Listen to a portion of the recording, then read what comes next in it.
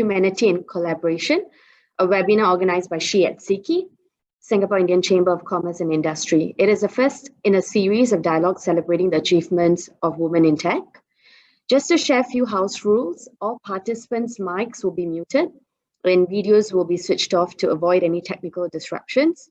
If you have queries, please type your questions by clicking the Q&A button below on your screen. Kindly take note, this webinar session is recorded for archiving and training purposes. This is the program schedule of today's session. So Ms. Shobha will be starting off with the opening address, followed by Rama, Aishwarya, Suganthi, and Neha. They will be the speakers. And then there'll be a Q&A session moderated by myself and Ms. Shobha. And then Mr. Johnson Paul will be ending it with the closing remarks. So for the opening address, I would like to introduce Ms. Shobha. She is a board director at Singapore Indian Chamber of Commerce and Industry and the chairperson of SHE SICCI. She is also the founder of India Say Media Private Limited. Ms. Shobha, please.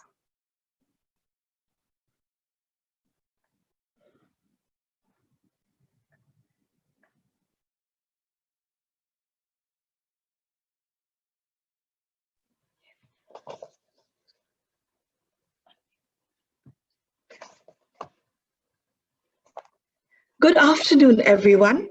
I'm delighted to join you here today. Welcome to the inaugural Women in Tech webinar organized by the Women's Wing of the Singapore Chamber of Commerce and Industry, SHE SICCI. That's the name of our Women's Wing. It is the first in a series of dialogues celebrating the achievements of women in technology.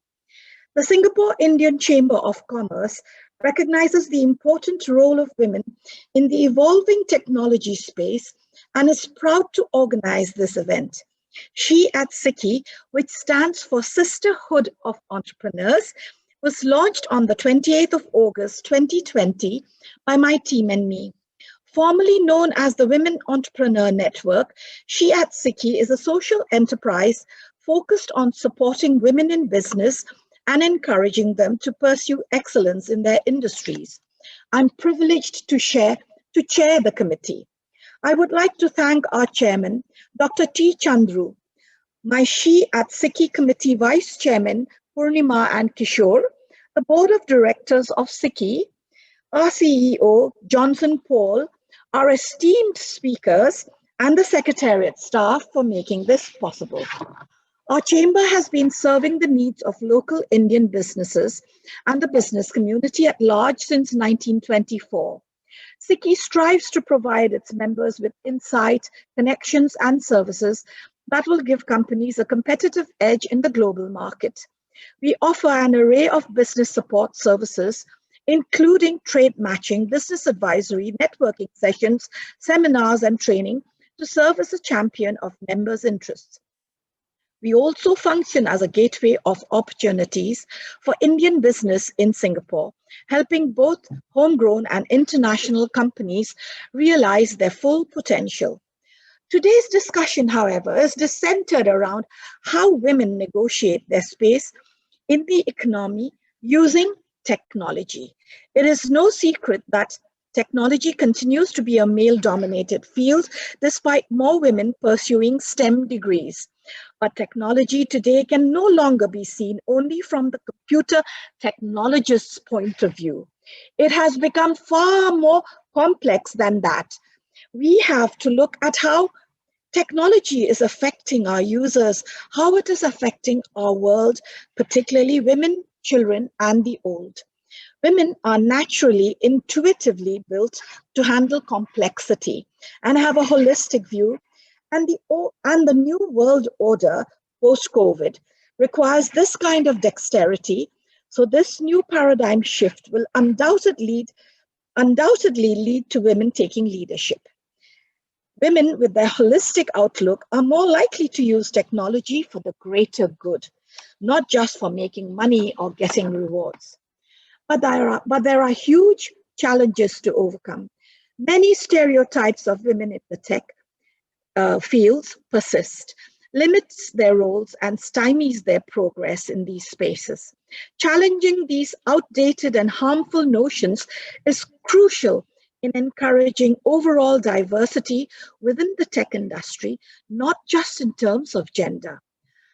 I am not a tech entrepreneur in the sense that I'm not an engineer developing algorithms, but as a media owner, I had to use technology to run my business. I've had my fair share of patronizing put downs on my journey as an entrepreneur, mainly from men. Snide remarks such as, "Do you actually have an office? Oh, you have full-time staff. Full-time. How do you pay your staff?" When I already had an office with 12 full-time staff. Some would say, "You should have a digital version of your magazine and use Google Analytics." Duh! As if I was still running my magazine on a cyclostyle machine.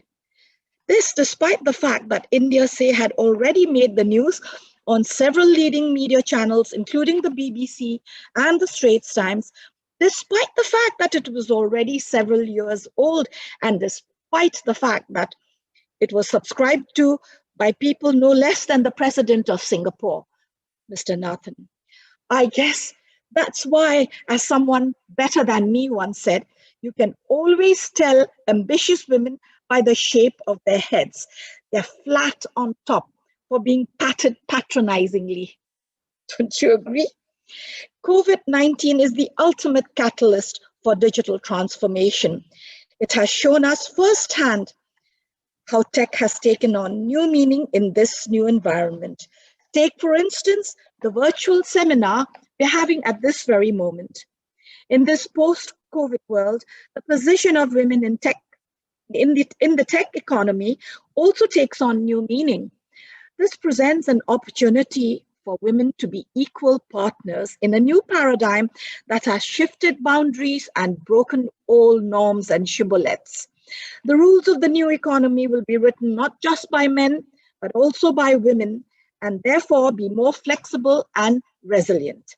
I have spoken enough on these issues, and I'm certain our esteemed speakers have much more to say, being highly technologically advanced women and also professionally advanced. These four women were all recognized by the Singapore Computer Society in its 100 Women in IT list of 2020. Let me begin with Rama Sridhar.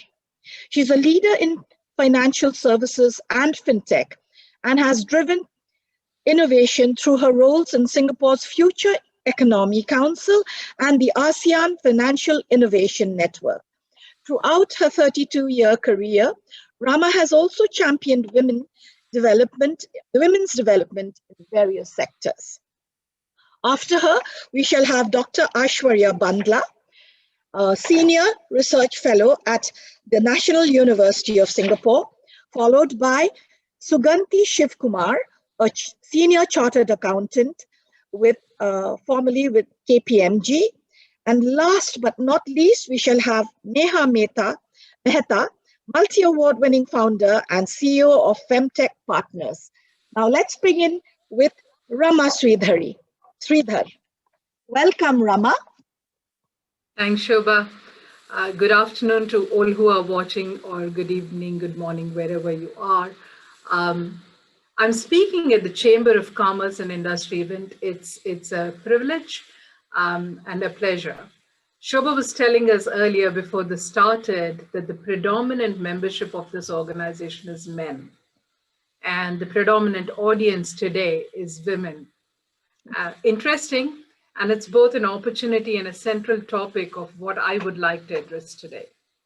This conversation today has been set against the backdrop of technology, and my own personal passion is two-pronged. The first is digitization and the application of technology, and the second one really is to have a gender-balanced participation in this space. So today I thought I want to place three arguments as an appeal to all members of SHE who are in a position to drive positive change in their respective enterprises, either as a promoter entrepreneur or as a senior leader in your organization. If I have managed to get some of these messages across, I will have probably realize the value of participating in this session today. So the first point that I wanted to make is women leaders are critical to driving technology change, technological change, and we need to get onto that road of gender parity to address the fourth industrial revolution, the revolution that we are all in today. So from building smartphones to developing software to flying in the space to swimming in the depths of the ocean, women have done everything. Yet, as Shobha said, so many people associate science and math and technology and higher spectrum stuff with men, humanities and arts fields only with women. And this is not just a sentiment. The World Economic Forum did a study in which clearly it shows that less than 30% of women are represented in disruptive technology spaces. And actually, if you cut across whether it's business or technology or any other cut that you do, you would still find them significantly below 40%. So not too many men, right? Not too many women. Research, if you double click on it, there is also evidence that professional segregation of men and women into different sectors only contributes to lower innovation levels wherever there is lack of gender diversity. And what does that do? That has a compounding effect on gender pay gaps as well. So what is needed? I think the first among the strategies that's needed is an urgent need to increase the supply and visibility of women with disruptive technical skills. People like Aishwarya and Neha are really, we should celebrate them and build them up, right? Because this is really the kind of example the society needs. Reskilling and upskilling efforts for women needs focus, and return to work policies are also important. A rigorous diversity inclusion agenda within organizations has to be put in place to direct the hiring practices. Why should we do so? Because it's very clear companies with gender diverse C-suites are 21% more likely to have above average profitability and 27% more likely to have longer term value creation. But corporate action, and I'm talking to corporate professionals, but corporate action is not enough. We also need regulatory frameworks to drive women-led innovation and accelerate progress towards parity, whether that is through legislation or fiscal measures or programmatic change or public-private partnerships. Singapore has more than doubled its labor force participation between 1970 and 2016. Now it is greater than 58%. And this reflects a change of policies helping women to achieve a work-life balance, whether it's through paid maternity leave, paid and unpaid childcare, tax reliefs, tax rebates, childcare subsidies. There's a multiple slew of strategies that Singapore has deployed. When Justin Trudeau can have a gender-balanced cabinet, I am not sure why private organizations cannot emulate that, right? My second point is, again, since I have the privilege of speaking at the Chambers of Commerce Industry event, is to encourage everyone to look at female gender as representative of significant business opportunity. Women control significant wealth and purchasing decisions, yet they are not considered a discrete sub-segment for products by design. Products are not really built for women or with women in mind. They also struggle to access formal credit. Let me give you a few numbers to make this point. Let's begin with the users of technology, right? Half of the users of both technology and websites are women. Their choices impact up to 85% of all purchasing decisions. So for example, if I work with MasterCard, so 85% of all purchasing decisions that come onto our network is actually made by women. This means that they're the single largest economic force in the world. $73 trillion of global wealth is controlled by women this year. And this used to be less than 40 trillion in 2016. 73% of women globally said they are unsatisfied with their financial services product providers. Yet, does the creation and development of new products and platforms built on AI algorithms really cater to this gender skew? Clearly not, right? 86 million businesses globally are run by women. Yet, only 36% of bank accounts are held by women. 3 trillion is what women entrepreneurs contribute to today's economy. However, and they are growing at twice the rate of men, but their impact is overlooked. You do not have enough magazines publishing the high achievers, and within that having a skew towards women. It's just not done. It was not the practice. In the digitized world post-COVID, the rate of women entrepreneur participation is only likely to increase because the tech platform offers the marketplace infrastructure for micro entrepreneurs. And there are going to be tons of micro entrepreneurs who are going to come up. The respectability that's also been created for work from home, that will ensure women are able to provide goods, services, knowledge, professions, whatever they are in, and where they were earlier constrained. One last statistic before I move on, right? 68% of women-owned SMEs do not get enough credit access. Even if you look at the higher spectrum of startups, in 2019, less than 20% of global VC capital went to women with at least one female founder. So if the higher end startups are suffering, what do you say for the micro and small business owning women who need access to credit for day-to-day operations and business growth? So my last point is to address all of us as decent human beings, senior business leaders, and citizens of the world. There is a need to commit ourselves to gender equity as an essential part of our overall effort to cultivate a community where best people choose to be, to guard against those blind spots that you can see, and you can see the longer path to opportunity, make better decisions, drive innovation, make more profit, all those good things, right? And against the backdrop of COVID-19 and protests against discrimination in the world, acceptance, diversity, inclusion, these are even bigger principles that we all need to participate in. Europe did an estimate, and they said if women participated in the ICT sectors, just in Europe alone, they believe their GDP could grow by 9 billion euro only from the ICT sector.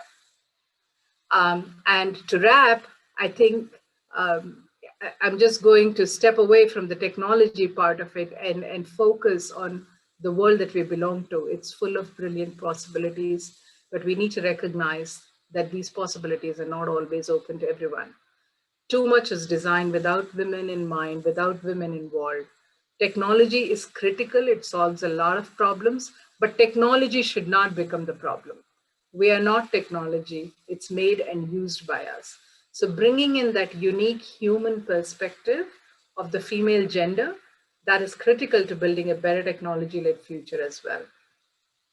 If we don't do anything, according to the UN Women, it'll take 80 years to achieve gender parity.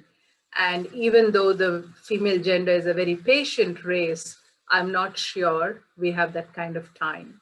So I will end with the plea that thoughts and words and conferences are really good, but taking action is what is important, and that's what needs to be measured.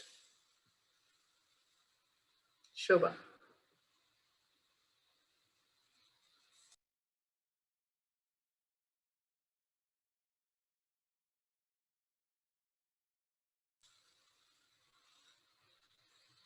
Thank you, Rama. That was excellent. Very profound words, thought-provoking. And I'm sure we'll take away a lot from this talk that you've given us. I have, certainly. Thank you very much. And I think now we'll go on to the next speaker, shall we? We have Dr. Aishwarya Bandla, a senior research fellow at the National University of Singapore and head of the transitional core of the N1 Institute for Health. Aishwarya also chairs the IEEE Women in Engineering section in Singapore. The IEEE is a global network dedicating to promoting and encouraging women in engineering sciences. As a circle leader in the Lean in Singapore community, she motivates professionals to pay it forward through mentorship.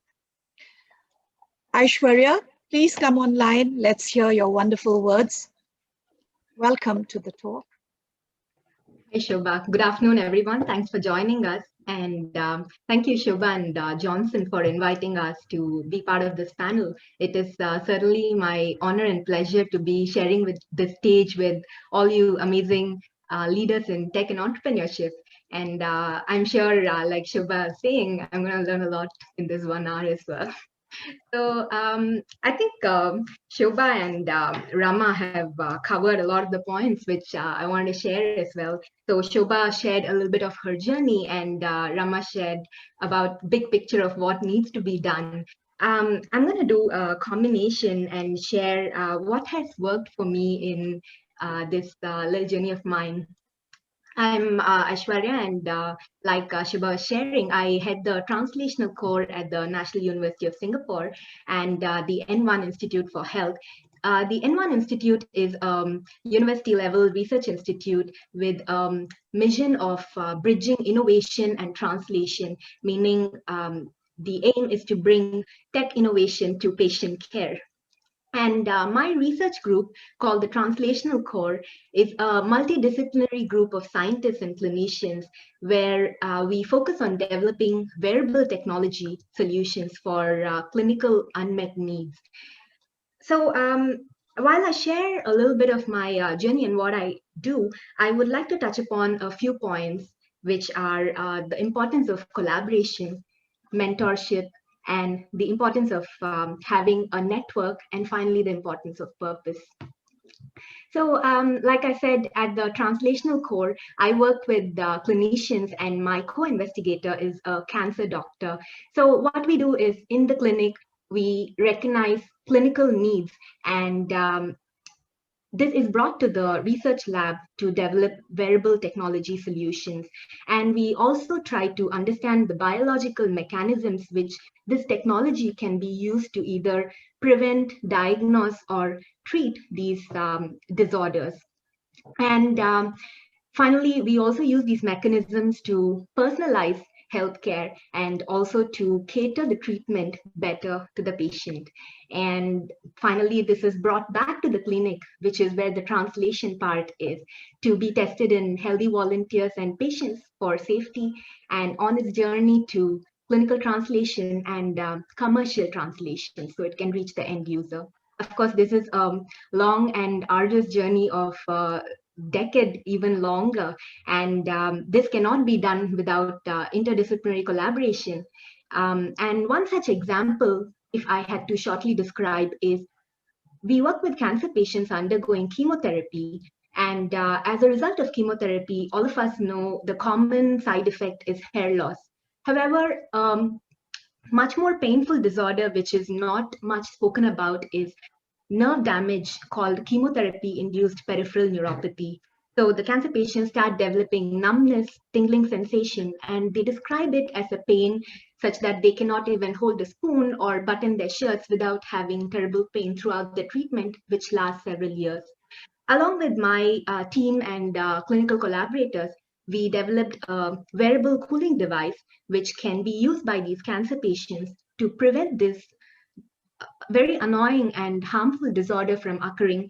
And we are currently working with an industry partner to test this in phase 3 worldwide clinical trials, and so that it can hopefully reach more patients in a sooner time point. I should also add a point that my journey in tech has definitely been possible because of mentors, both men and women, and these are mentors from various walks of life. And I've also traveled through a journey of different specializations in tech. And like Shobha and Rama pointed out, today's tech is disruptive and multidisciplinary, and one has to be able to be used to capturing and open to immersing themselves into new phases of technology. And finally, I should also attribute my skills to societies, for example, such as SICCI. I've been part of the IEEE, which is the Institute of Electrical and Electronics Engineers. And this is the world's largest technical professional organization, which is dedicated to the use of technology for the good of humanity. And here comes the importance of purpose. And the Women in Engineering is a group which focuses on inspiring young girls and women to follow their passions in career and STEM. And the Lean is another organization which was started by Sheryl Sandberg. And Singapore has a large presence of Lean, where I lead a circle for empowering young girls to become future ready leaders. And I think that everybody should identify and have a personal and professional network where they draw their source of power from. And finally, what binds it all is the sense of purpose for me. What are you going to do with your superpowers and skills in tech? So I'd like to leave you all with that question and looking forward to the discussion. Thank you. Is it open? Who will say thank you? Thank you so much, Aishwarya. Is it on? Thank you very much, Aishwarya. That was so inspiring, a young engineer like you. And you've been inspired through your internships, through your mentors. And I like the fact that you're almost multidisciplinary in your skills and your knowledge. And best of all, I was very touched by the fact that you have developed something for cancer sufferers. I mean, it's not many people, they're trying to cure the cancer, but they don't look at the journey of the utter pain that cancer sufferers go, not only from the disease that they have, but from the treatments itself. So maybe, you are one of the few pioneers in helping to make the treatment actually part of the cure, because the treatment tends to become part of the disease because there's so much pain involved. It's so touching. And you leave us with a very good question. What is the sense of purpose for all this in technology? Thank you very much. Sure. Let's go ahead with the third speaker. Each one of you are so wonderful. I think we've hit pay dirt in SICCI here, Singapore Indian Chamber of Commerce and Industry. I have to thank Johnson Paul very much for organizing this and getting such fantastic speakers. So now we have Suganthi Shivkumar. I can't wait to hear what you have to say, Suganthi. Welcome. Thank you, Shobha. All right, I have a small set of slides. I'm not going to bore you with my slides, but I'm just going to share a little bit. I think I need a permission to share my slides. Somebody sharing it now? You can share. Yes, absolutely. Okay, yep, sure. I'm able to. Thank you. All right, so first and foremost, a very good afternoon to everybody. I'm truly delighted to be here with all of you and the panelists and all the participants. So I have a lot of gratitude, and I must say a big thank you to Johnson and the entire team of SICCI, who has made this opportunity possible.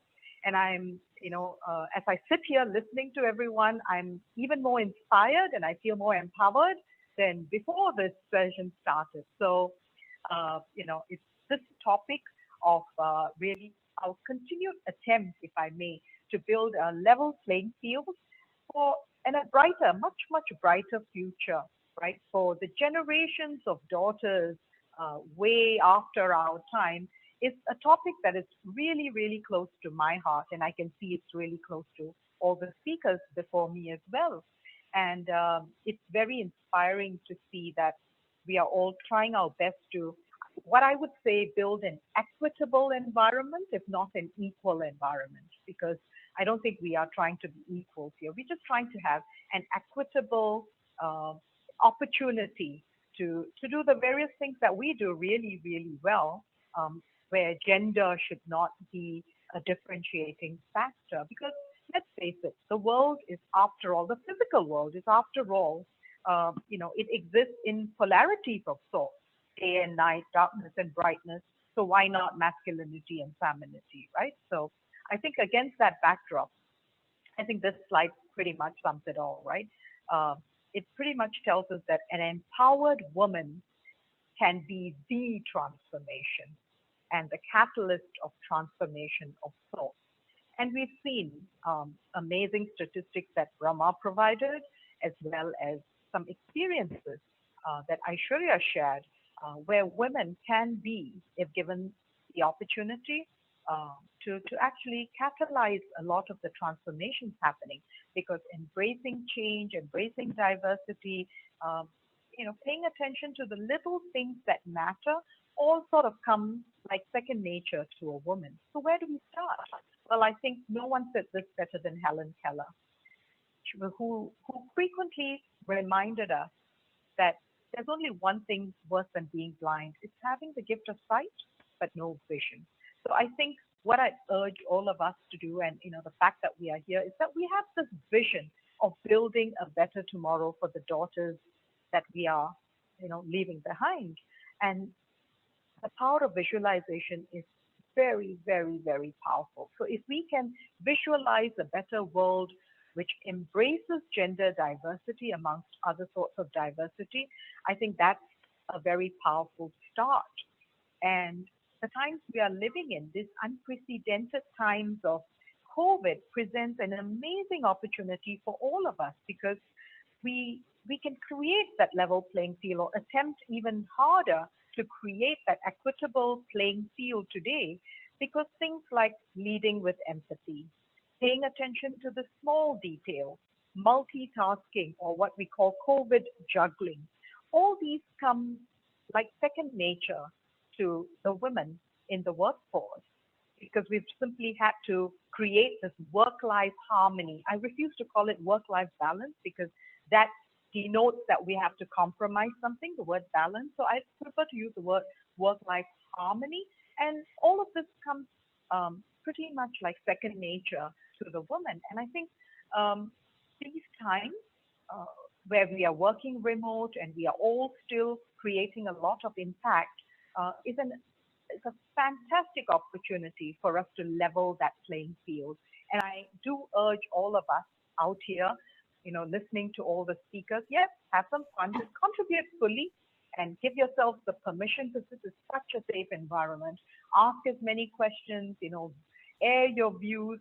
Some of us wear the war wounds because we are that much older, and therefore we have the wisdom and the knowledge of how to overcome some of these things, and we are continuously learning to do that. So once again, thank everybody for sharing. Right.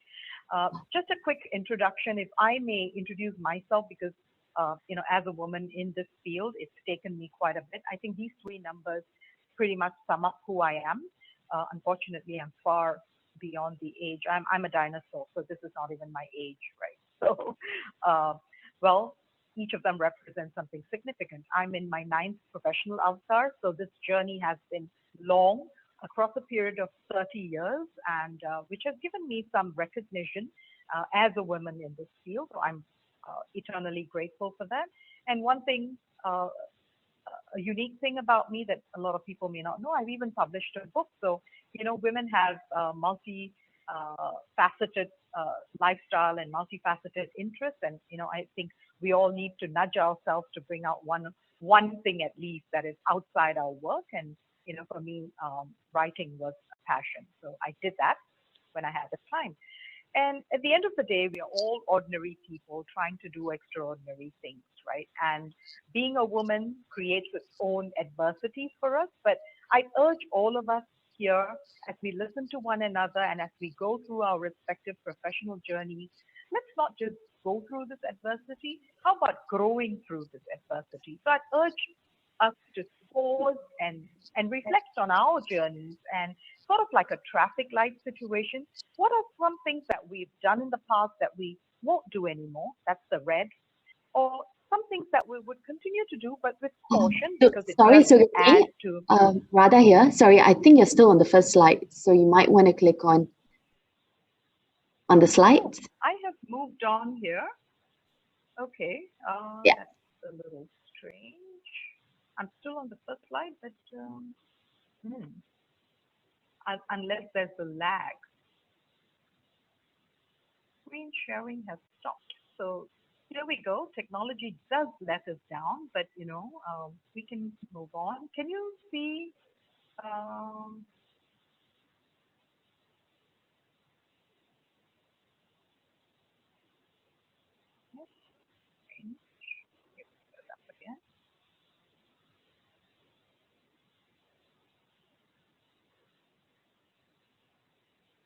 Okay, let me not dwell on the slides, but you know, we're almost there. So I just urge us to reflect on our lives and our journeys, you know, in terms of a traffic light. What are some things that we would, we probably don't do enough as women, that we need to do even more?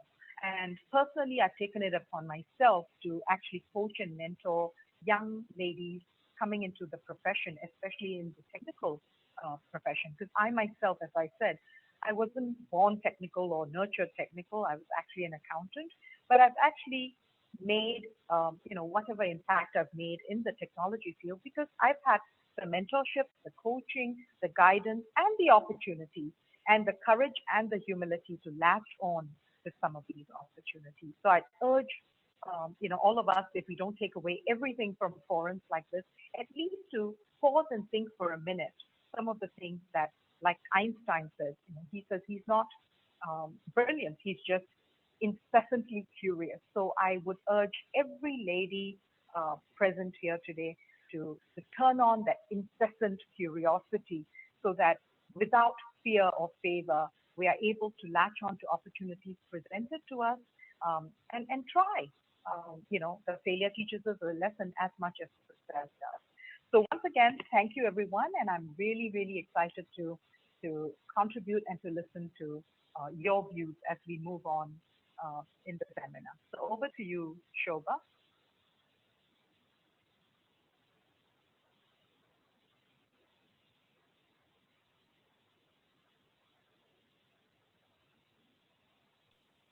I finally unmuted myself. Thank you very much, Suganthi. That was a very interesting talk you gave us. So interesting that I didn't even look at your slides. We didn't need them because you were talking so interestingly and well. And correct me if I'm wrong. I think I cottoned on to something very unusual in your talk. You actually, you know, for a hard-nosed accountant, chartered accountant like you, who's led a big multinational in the Asia Pacific and all that, and very strongly allied to the technological world, you have talked about envisioning, meaning to vision something to a more equitable world, to so actually visualize it, you say. And that brings me to, am I correct in saying that's almost like a neurolinguistic programming way of progress, of looking at progress and the world? I feel that is so new age. And I feel that not enough people maybe talk in that way in the tech field or in hard business. So that's something to ponder on. Thank you for bringing that up, along with so many other interesting points, especially about the equitability, to be equitable in our lives, in our workplaces. And that is where the new world order is going to go, because women are finally going to get their equal place as leaders, I think. Now, we have the last but not the least speech, a talk by Neha Mehta, who's a bona fide entrepreneur or serial entrepreneur here. And once her talk is over, then we shall leave the field over to questions and answers to our audience. Neha, let me tell you a little bit about her. She's a multi-award winning founder and CEO of Femtech Partners. Neha is also a scholar. She's a Chevening scholar with 12 years of legal and financial experience across Asia and Europe. She is featured among 2020's Asia's 50 most influential women in renewable energy, as well as the FinTech 50.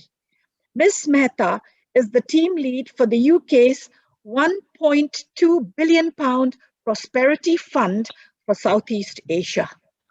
That's a mouthful, and that's really impressive. Can't wait to hear you.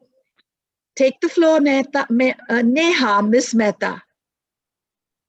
Thank you, Shobha. Thank you to everyone who's logged in right now. I think the best part of being the last speaker is that you can absorb all the knowledge and most of the points have been taken away. So I would keep it really short. And since I don't really have a presentation to give, I would talk about my life's journey and how did I reach where I am today. So I'm definitely an accidental entrepreneur. I never thought in my wildest dream that I would quit my corporate job and start working for myself. I think one bad experience at the workplace where I felt that I was not treated in a very equitable fashion. That's what most of the female speakers just spoke about. I decided to put a full stop and took charge of everything. So a brief stint in Europe where I was studying at King's College and also got an opportunity to see the fintech landscape. I realized that the numbers for female participation in Europe is far more better than what we see back in Asia. So when I came back in 2019 from Europe, I decided to set up Femtech Partners. As the name suggests, we are trying to represent world's 50% point of view.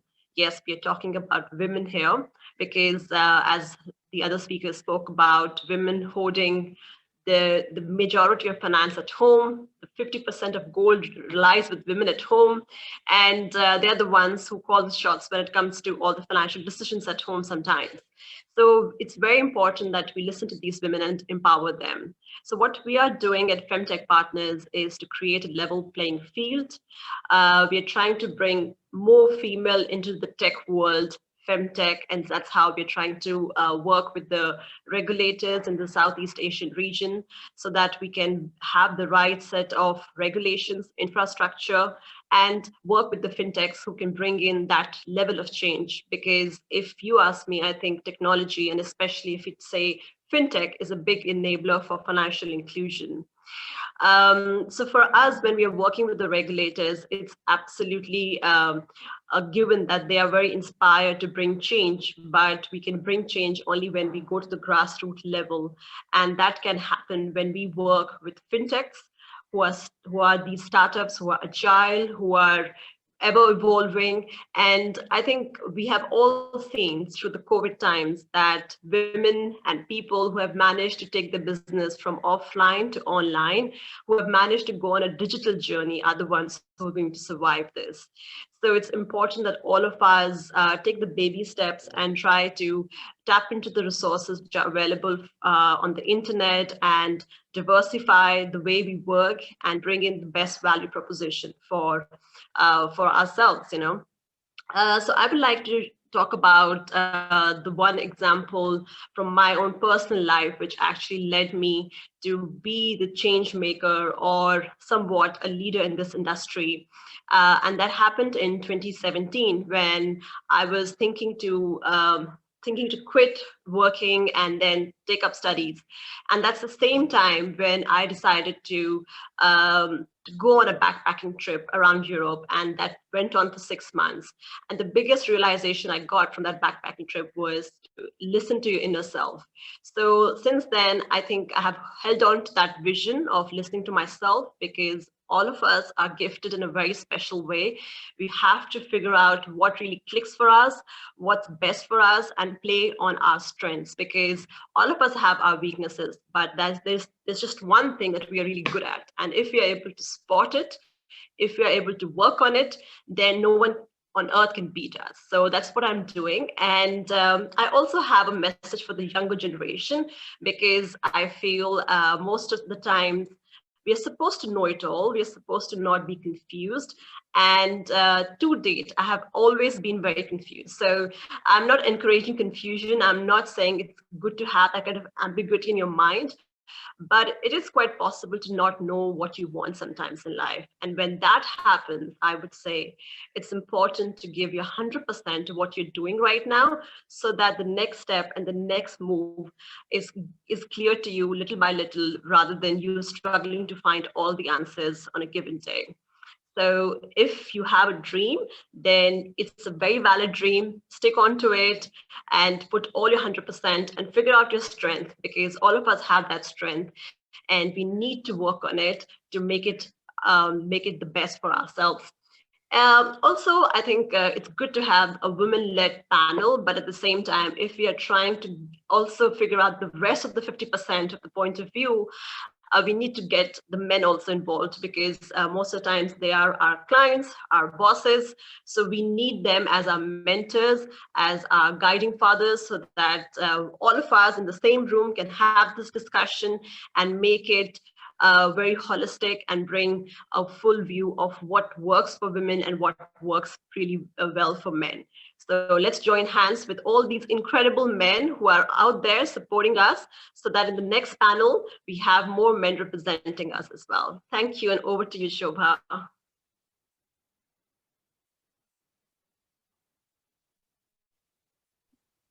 Thank you so much, Neha. That was very refreshing. It was lovely to hear your firsthand, your personal experience and how you got into being a fintech entrepreneur from something quite negative, actually, from a bad workplace environment when you left. So it was the business world's game.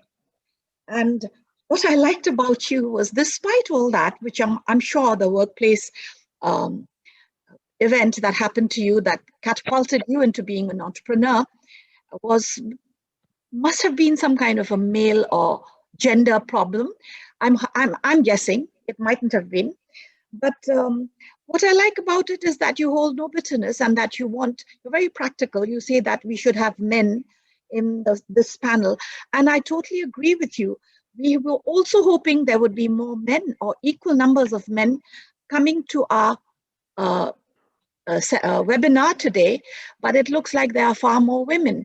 And that just shows you the total gender imbalance, the thought processes, I suppose, that must be going on in the men, thinking, oh, this is for women, I don't think I want to go. So, I mean, some of that, we've got to change their thought processes too. And I think it's like you said, unless they come and take part in a webinar like this, or a conference or a talk like this, they won't understand what is going on here. But how do we bring them together? How do we make men interested in a seminar or a webinar or an event that is focused on women, and where women, powerful women, strong and brilliant women like yourselves are speaking? We have to think of that. We have to sort of work on it, I suppose. I totally agree on that. I mean, I'm a much older woman who's been both in the professional field as well as in the entrepreneurial field. And I'm surprised that despite being a young woman, all of you, I think maybe only Aishwarya, because she's still so young, but all of you are young women, and you keep talking and thinking about the next generation. This is what sets you apart, I think, from men, because you're not only thinking about yourself and your generation, and you still got a way to go. Each one of you, you're still in the, what shall I say, almost at the peak of your careers, and still many years to go. But you keep thinking of the others that are going to follow. You're already building, you're already planting trees and thinking of the trees that will grow, even if you may never get to sit under the shade of those trees. And see, that's what differentiates women entrepreneurs, women in tech, women professionals like yourselves. Thank you so much once again. And I'm going to now open this to the questions that will be coming to you fast and thick. I just want to probably put one or two questions out there from me, and any of you can take it up. I remember Rama saying that women need to be leaders of this new post-COVID world, and you need to look at women as significant representatives of businesses. And since we are a chamber of commerce, the apex chamber of commerce in Singapore for Indians, and for all outsiders wanting to do business with Singapore Indian businesses and with Indian businesses wanting to work in Singapore. I would like to put this question to Rama possibly, or to if anyone else wants to add to it. How do we do this? How do you make women significant representatives of businesses, say in a chamber or even in companies here, or even in the entire economy? I mean, government bodies can look at it too, I suppose. What you track and what you measure is what you achieve, right? Right. So I will start with that. I think very important to put a goal out there, which is probably audacious in the first instance. Incrementality won't solve anything. So to say that I have 10% representation and next year I'm going to add 2 more women because that'll make it, maybe 0.5% more, is not going to achieve anything. This needs to come top down. So I will say a few things need to happen. One, anybody who's the head of a business has a personal responsibility to create gender balance in their zone that they manage, that they are responsible for. So if you take it all the way up, it's a CEO of an organization who has to set that tone. And then everybody else who is a people leader has to emulate that, right? So that you create an organization wide wave. The second part of it is policy. Having policies that are inclusive, having policies that are encouraging, making sure that whenever somebody is hiring in the slate, at the least, you should have gender balance in the slate. Now, merit should always win, but not you cannot allow people to hire without ensuring that there were enough women candidates who were screened, right? Second, the third part of it really is ensuring equity in pay for work. Large organizations will tell you there is a fair amount of difference in gender pay, right? It's a reality.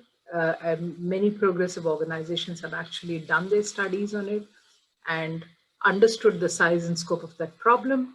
But this is true, and equal pay for equal work has to be a slogan that every candidate insists on, right? Lastly, to me, this digitization has created an opportunity. Women used to become primary caregivers. The problem was not entry. At an entry level, there are as many girls as there are boys, right? But at some point in the career, there is a significant drop off in the female gender.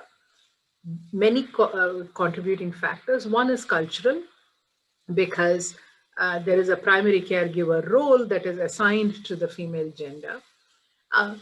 Some of it is support systems, right? So there are countries where the support structure is not there to take care of the children, and therefore the woman becomes, moves out of being employed, right? Therefore, working from home to me has come as the biggest blessing for this entire race of women who are so qualified, who can do so many things, yet used to feel embarrassed almost and part-time work, with due respect, was frowned upon. It was not encouraged. But when the whole world of men is also working from home, it is now sanctified. Therefore, we should seize that opportunity to make sure that we encourage women to kind of come back to work. A lot of things that I said, but I think you get the drift of where I'm going. Yes. Yes. Thank you.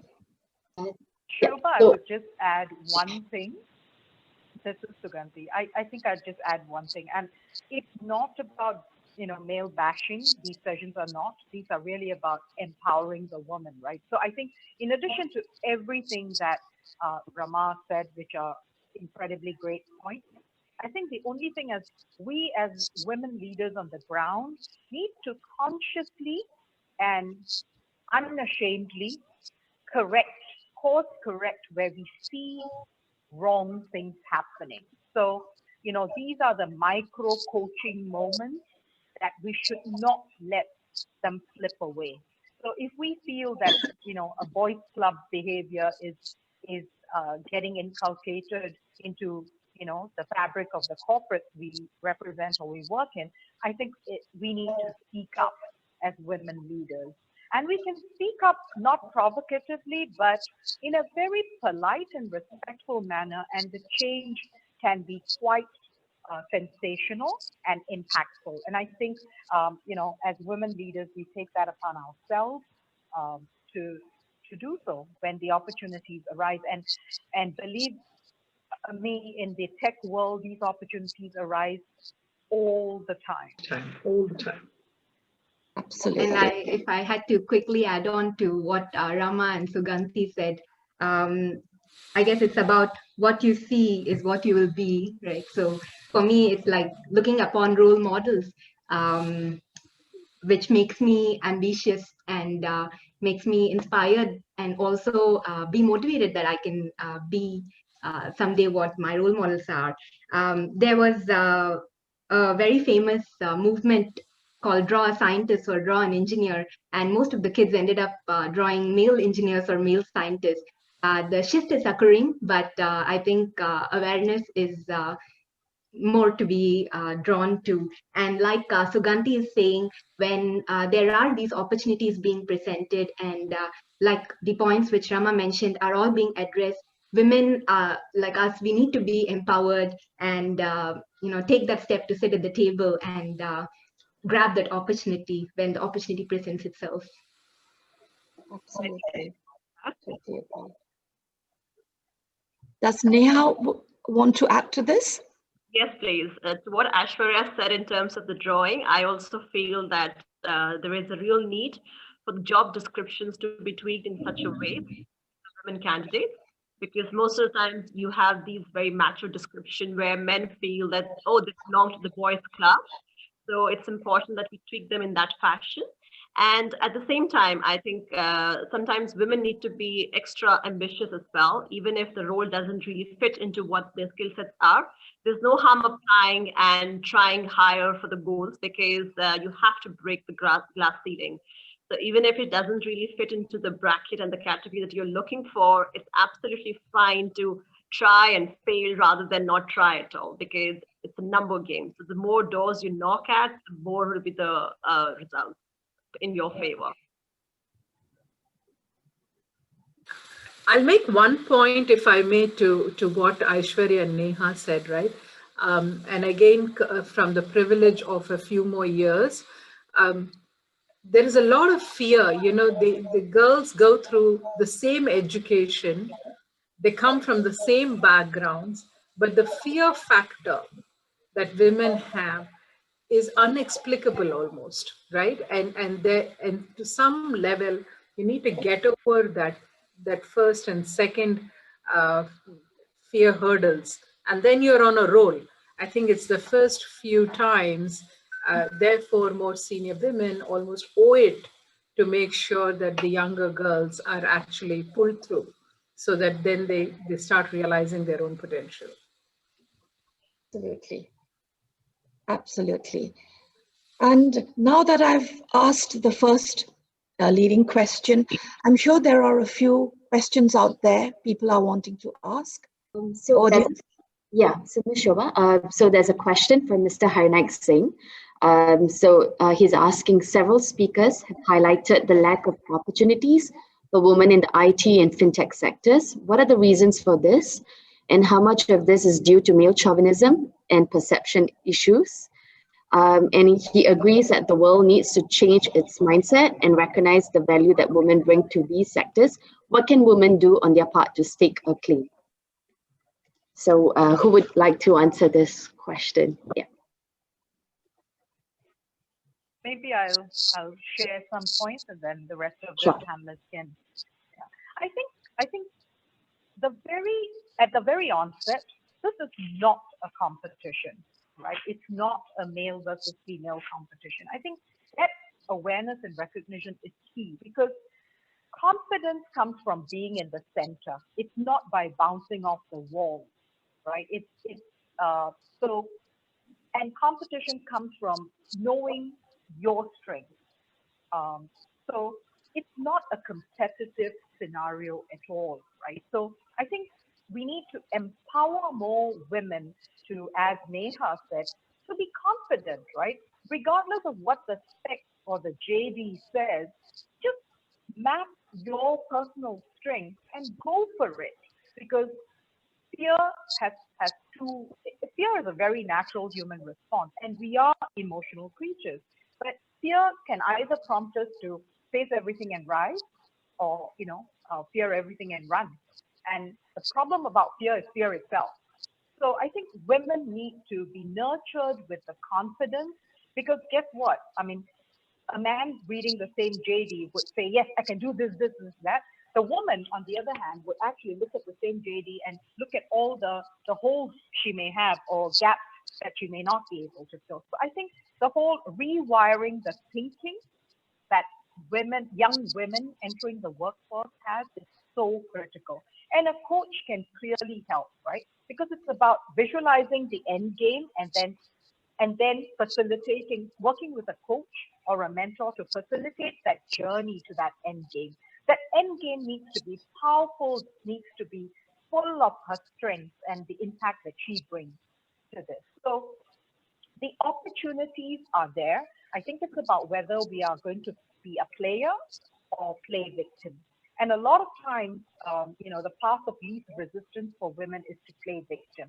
And I think that rewiring needs to be done at the onset. And it can be done with external help, or it can be done just with a lot of self-reflection, right? And some of us go through the battlefield and, come out with war wounds and then get very empowered, right? But I think the very nature of this is not competitive. When I am competing, I'm very busy focusing on the other that I forget myself.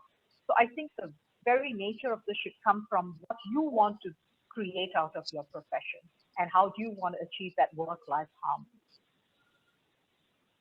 If I may, sorry, somebody else was speaking.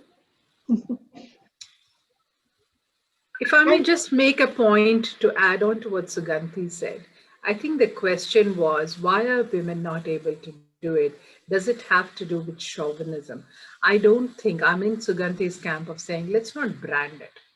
A lot of it is historical, right?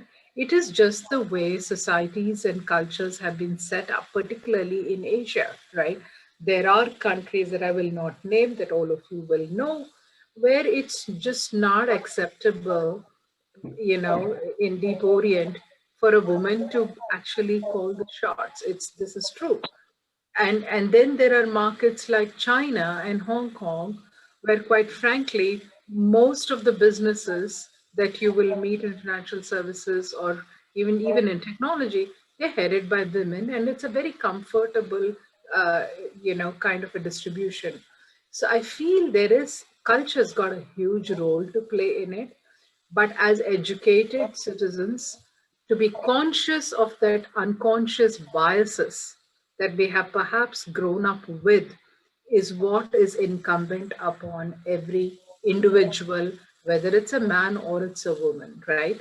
And I think overcoming unconscious biases is a huge thing. If people don't address it by themselves, then the stage is set up to have a confrontational discussion to kind of try and navigate that through all these interventions that we spoke about. Any other questions coming up? Radha? Yes, there are. Okay, so there's a next question. What are the low-hanging fruits for women to make an entry into the tech sector? So,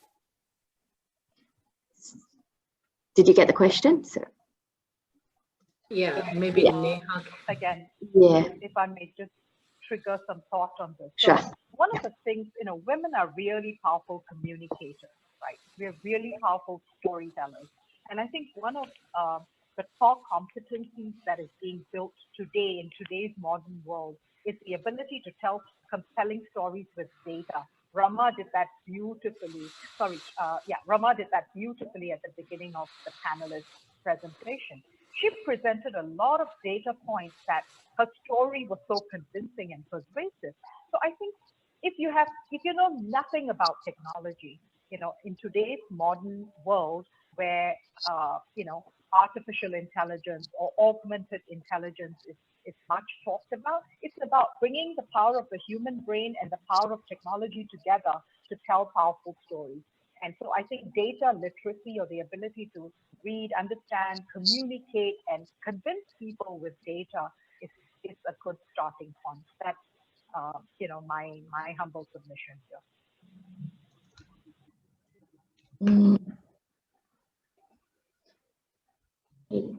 Does anyone else has any points to mention to that particular question? Or there's actually two more questions. So would you want me to read that out as well? Okay. So what would be the best possible steps that could be taken to strike a balance in the legal field, also to achieve gender equity, as so many young women lawyers are still struggling due to patriarchy and male chauvinism in the contemporary legal field, especially in the litigation spectrum? And next, would you want to answer that question first? And then there's actually a lot. So yeah, maybe we could do this one first. Yeah, thank you. So I think I'll take it because of my legal background. I studied in India, so I did some internships where I was working with senior lawyers, and I got an opportunity to work with the High Court judge as well. And what came into light was the fact that it is definitely a very male-dominated industry, and at the same time, there is a long journey before you can carve a niche for yourself, because as lawyers, all of us have to struggle a lot when it comes to the litigation space. And you end up shadowing the senior lawyer for many years before you can actually be presenting your firm as or as an individual lawyer in front of the judge and do the arguments. And I remember I had this conversation with my dad because he wanted me to be a lawyer, and he told me that since you took up this profession to empower yourself and other women, you're not going to give up so easily. So I think no matter how hard it is and no matter how many mistakes we make, it's important that we celebrate our failures and our mistakes, because at the end of the day, if we come back to a home which is very secure, it doesn't really care whether you're a boy or a girl and how bad or good day you had. As long as you're being loved by your loved ones and you have a terrific support system, everything can be taken into stride. So coming on to specifically this question, I would say that legal profession has changed drastically, given with the advent of technology. We have legal tech, we talk about reg tech. So it's important that we work on ourselves and we stay abreast of what's happening in terms of technology.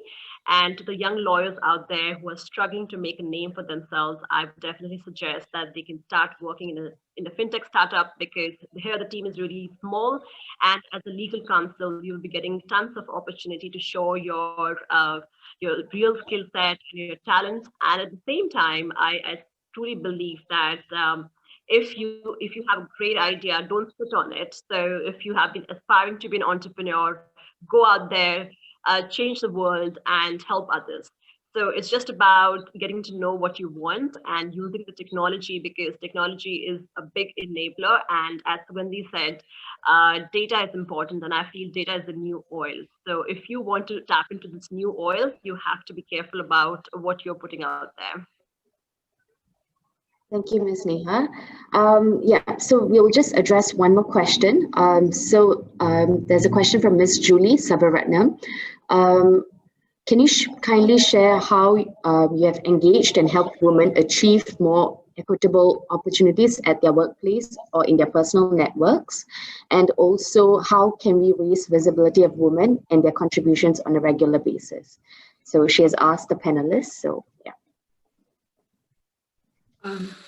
I could take some of that, and maybe we can keep. I think there are multiple aspects of this. The way we've done this is in my organization.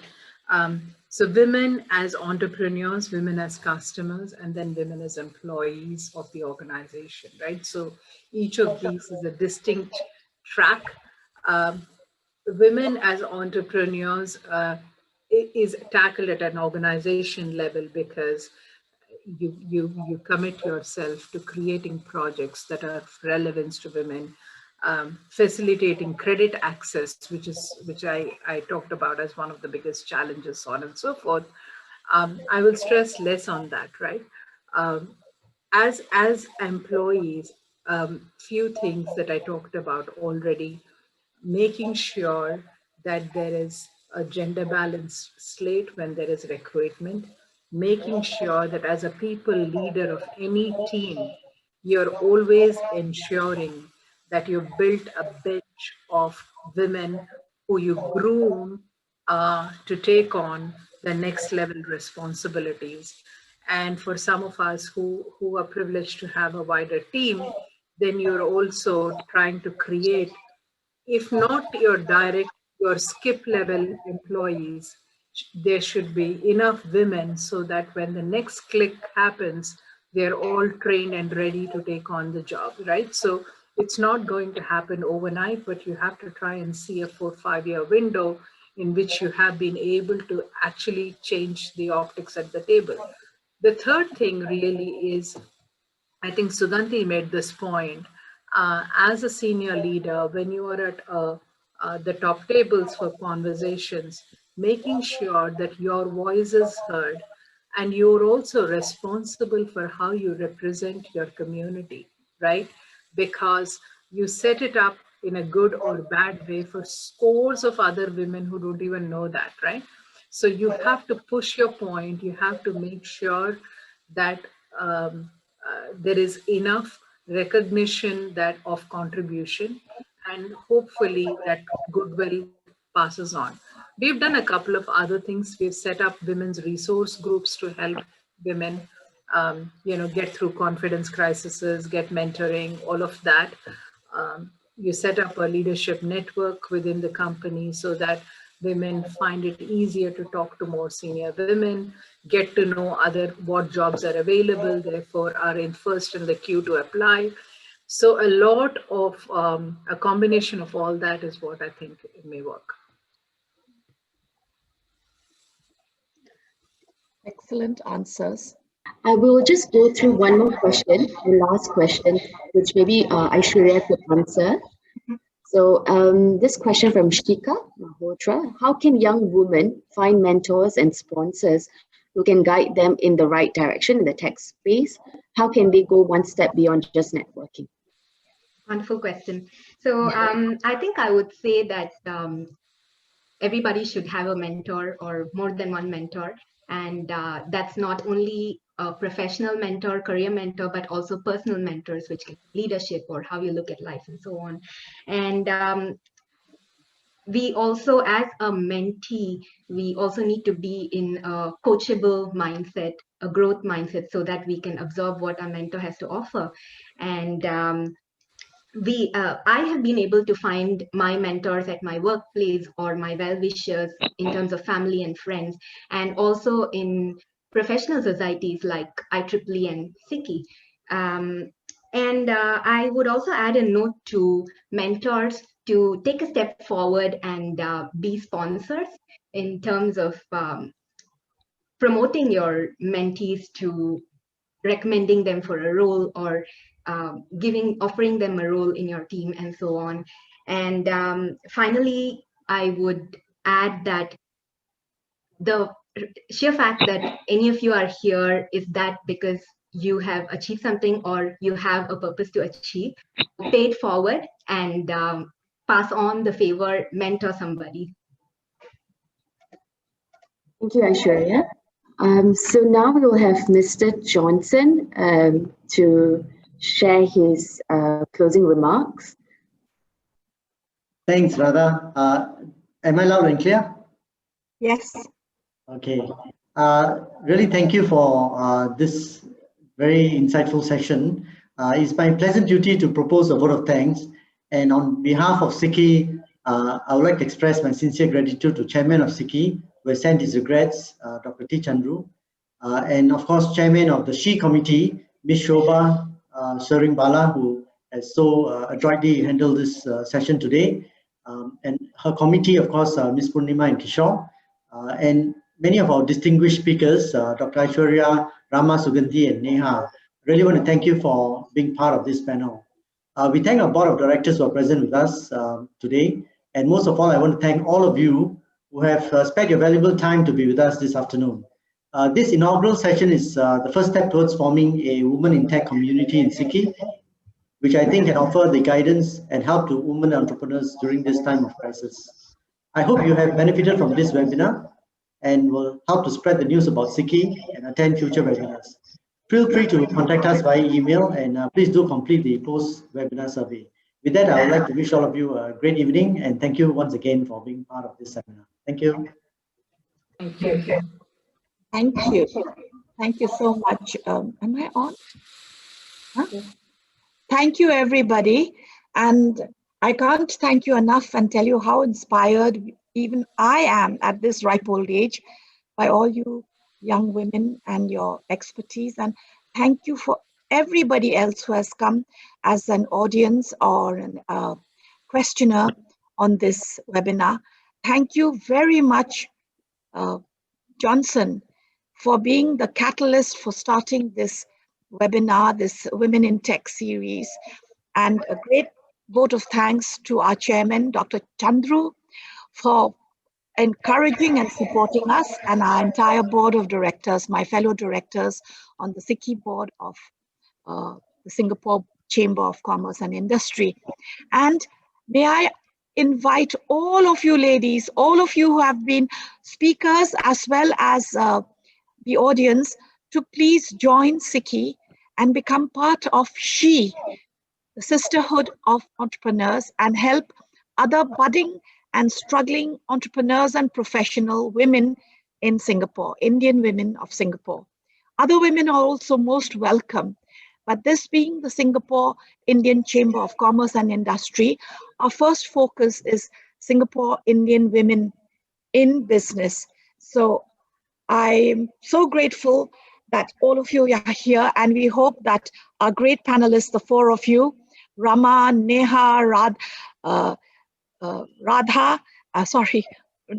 Neha, Aishwarya, and Suganthi will continue to be on our Women in Tech series for our future talks, and also become members of Singapore Indian Chamber of Commerce and Industry. Thank you, everybody, including my wonderful committee members, Purnima and Kishorji, for being such great supporters and helping organize this. Without you, this couldn't have happened. Namaste and happy Dasera and Diwali to everybody. Thank you, Shobha.